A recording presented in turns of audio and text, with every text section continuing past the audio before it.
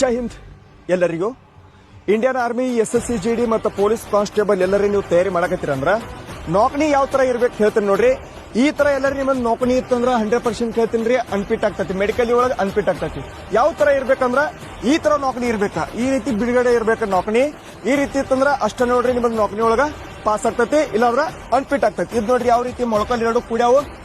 ಇವೆರಡು ಕ್ಲಿಯರ್ ಆಗ್ಬೇಕಂದ್ರೆ ಯಾವ ತರ ಎಕ್ಸರ್ಸೈಸ್ ಮಾಡ್ಬೇಕು ಅನ್ನೋದು ಹೇಳ್ತೀನಿ. ಒಂದು 5 ಟಿಪ್ಸ್ ನ ಹೇಳ್ತೀನಿ, ಅದ್ರ ಪ್ರತಿನಿತ್ಯನೂ ಫಾಲೋ ಅಪ್ ಮಾಡ್ರಿ ಅಂದ್ರ 100% ನೋಡ್ರಿ ಒಂದು 2 ತಿಂಗಳೊಳಗ ನಿಮ್ ನೌಕರಿ ಕ್ಲಿಯರ್ ಆಗ್ತೈತಿ. First one squat workout.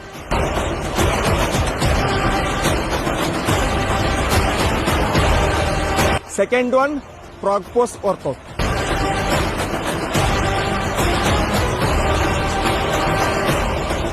Third one butterfly workout.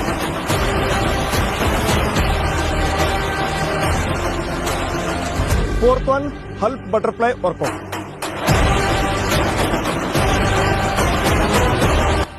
Fifth one, one side leg raises.